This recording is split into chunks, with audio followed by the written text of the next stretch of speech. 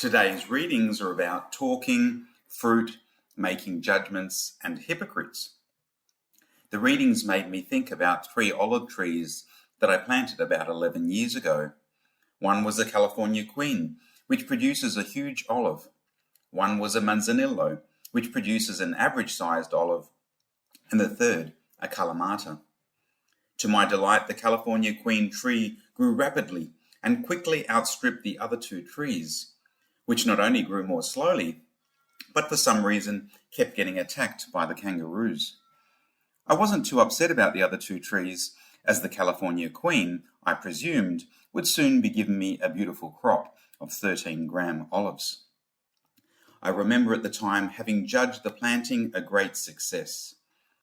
Boy, was I in for a surprise when finally, after about 3 years, the California Queen tree gave me a full crop of what must be close to the smallest olives you can find.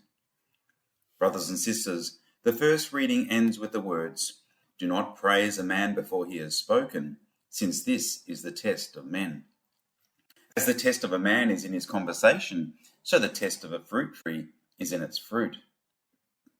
How many times do we find ourselves coming to a judgment on some particular thing or person, only to realize later that we had judged incorrectly?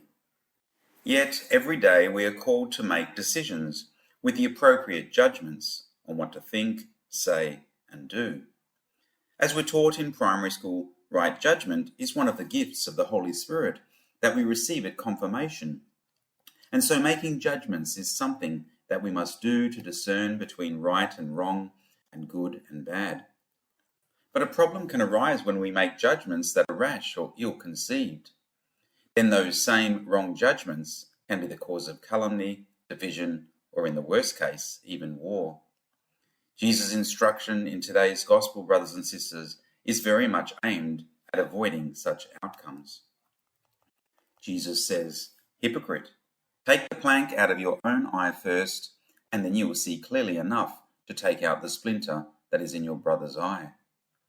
It is important to note that there are 2 parts to Jesus' statement here. First, he tells us to judge ourselves first and ensure we'd freed ourselves of the impediments that would cause us to make bad judgments. But secondly, and this point is often overlooked by those who always proclaim don't judge, we can then make a fair and sound judgment on the other. That's right. Jesus tells us after sorting ourselves out first, we still need to take the splinter out of our brother's eye. And this can only be done if we've judged that there be a splinter there that needs to be taken out. Brothers and sisters, Jesus starts today's discourse by asking the question, can one blind man guide another? Surely both will fall into a pit.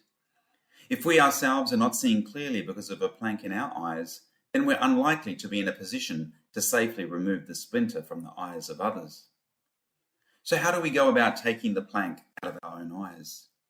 I suspect there would be a great deal of self-assessment and the corresponding self-correction, both of which of course would require humility and honesty. Jesus also says today that a fully trained disciple will always be like his teacher. While Jesus alone is the just judge, he still encourages us to follow and be like him. And so we see that we must be fully trained in order to exercise the God-given gift of right judgment and be more and more like the teacher.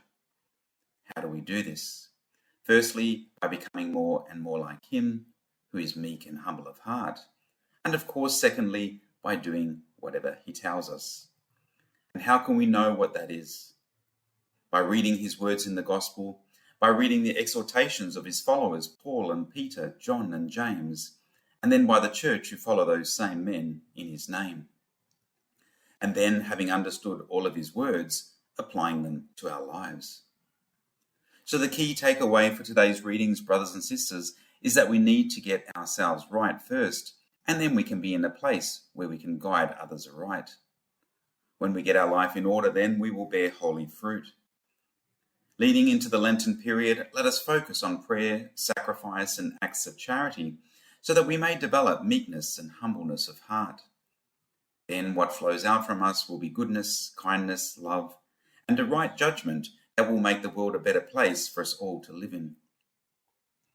Returning to the story of those olive trees, after the disaster of my first California queen, I decided to purchase another tree. One that, as it turns out, is growing much more slowly than the first one and has even been attacked by the kangaroos. This time, however, I'll be much slower in making judgment on the success or otherwise of the planting.